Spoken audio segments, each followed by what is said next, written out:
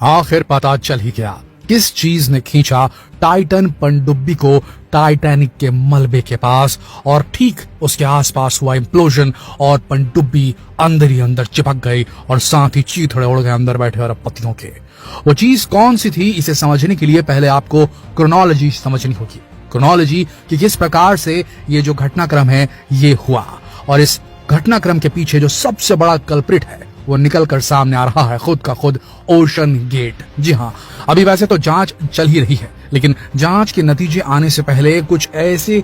Pointers सामने आए हैं, कुछ ऐसे क्लूज सामने आए हैं जो साबित करते हैं कि इसमें गलती कहीं ना कहीं पनडुब्बी की ही थी। जी हाँ दोस्तों, आपको बता दें रविवार को यूएस नेवी जो थी उसे एक कैटास्ट्रोफिक इम्प्लोजन का साउंड उसने कैप्चर किया था, लेकिन वो जानते नहीं थे कि किसका है। ये ठीक उसी वक्त का था जब समझ लीजिए कि टाइटन पनडुब्बी का संपर्क उसकी मदरशिप पोलर प्रिंस से टूट गया था। जी हाँ दोस्तों, टाइटन पनडुब्बी जिसके अंदर 5 अरबपति सवार थे, वो एक मदरशिप के साथ समंदर में चल रही थी। मदरशिप सतह के ऊपर रहती थी, पोलर प्रिंस उस मदरशिप का नाम था, और उससे कनेक्टेड जो ये सबमरीन थी ये नीचे उतरी थी टाइटन नाम की, मलबा देखने के लिए, टाइटैनिक के रैकेज का टूरिज्म करने के लिए।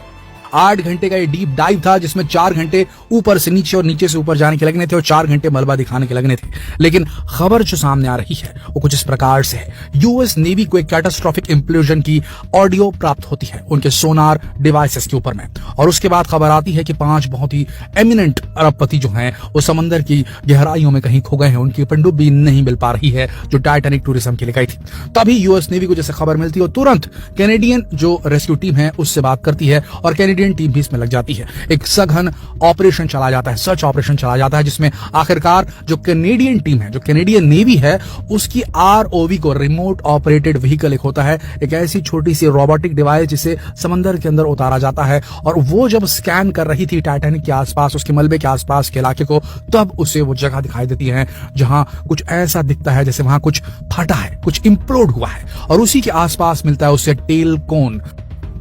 टाइटन पनडुब्बी का पिछला हिस्सा जिसमें 5 अरबपति सवार थे। और उसके बाद सारी चीज एकदम साफ हो जाती है, क्योंकि जो व्यास था, जो सरकमफरेंस था जहां पर वो इंप्लोड होने वाली जगह थी। देखिए दोस्तों, जिस प्रकार से सतह में हम चलते हैं, जमीन पर हम चलते हैं तो लोगों के फुटप्रिंट लिए जाते हैं, उसी प्रकार से जो अनछुई जगह है, समंदर की तलहटी एक अनछुई जगह होती है, वहां कोई चलता नहीं है, लेकिन वहां कोई मार्क बना रहे तो डेफिनेटली उसका बहुत बड़ा सिग्निफिकेंस होता है। तो कुल मिलाकर जो वहां फटने का, जो इंप्लोड होने के जो निशान थे वो साफ दिखा रहे थे। जो साइज था इंप्लोजन को बिल्कुल पनडुब्बी के साइज से मैच खाता था, और वहां टुकड़े मिलना शुरू हो गए पनडुब्बी के, जिससे ये कयास लगाए गए कि अंदर बैठे जो लोग थे उनका बचना और उनका मिलना दोनों मुश्किल है, क्योंकि जिस प्रकार की लहरें समंदर के ऊपर चलती हैं और वो किसी भी चीज को सैकड़ों किलोमीटर दूर तक फेंक सकती है, ठीक उसी तरीके से समंदर के नीचे काफी दबाव और प्रेशर रहता है, और यहाँ जो करंट चलता है, यहाँ जो अंदर ही अंदर लहरें चलती हैं, वो बड़ी से बड़ी चीज को कईयों किलोमीटर तक आगे पीछे कर सकती है। तो ऐसे में उनका शरीर जो है मिलना बेहद मुश्किल। लेकिन यहाँ पर जो सबसे बड़ा खुलासा हो रहा है वो ये हो रहा है कि एक बाप बेटा, एक और अरबपति बाप और उसका बेटा,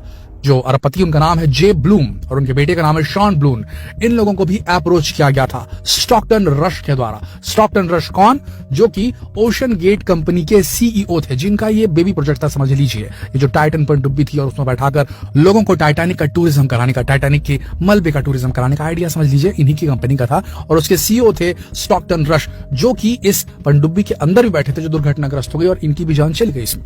बताया जाता है कि स्टॉकटन रश ने जे ब्लूम और शॉन ब्लूम, इन बाप बेटे की जोड़ी को कांटेक्ट किया था कि वो भी हमारे साथ चले इस मिशन में, उन्हें भी ये टिकट सेल करना चाहते थे स्टॉकटन रश। लेकिन जे ब्लूम ने कहीं ना कहीं इसमें कुछ सस्पिशियस देखा, और उसके बाद उनके जो बेटे हैं शॉन ब्लूम, उनका कहना है कि मैंने जब इसे देखा, इस पनडुब्बी के डिजाइन के बारे में सुना स्टॉकटन रश से, तो मुझे डाउट हुआ और उन्हें लगा कि कहीं ये पनडुब्बी जो है ये भार सह पाएगी अथाह समंदर का, इतने गहरे समंदर का। इसका साइज देखिए बेहद छोटा है, साथ ही इसका जो मटेरियल था वो कार्बन फाइबर से बना था, कार्बन फाइबर और टाइटेनियम से मिलकर बना था। और खुद स्टॉकटन रश ने, और ऐसे कई सारे वीडियोस भी इंटरनेट पर अवेलेबल हैं जहां स्टॉकटन रश कहते हुए सुने जा रहे हैं कि हम रूल्स ब्रेक कर रहे हैं, हम ऐसे मटेरियल की तलाश में हैं जो ऐसी पनडुब्बी बनाए जो कम बजट में हमें समंदर की सतह के नीचे, एकदम नीचे तलहटी तक लेकर जाए, और उसमें उन्होंने सफलता प्राप्त कर ली है, ऐसा उनका कहना था। बाद में जे ब्लूम, जब उनका इंटरव्यू सामने आया, ये जे ब्लूम और शॉन ब्लूम थे, ये भी उस पनडुब्बी में सवार होने वाले थे, लेकिन एंड टाइम इन्होंने टिकट लेना अपना कैंसिल कर दिया और इन्हीं की जगह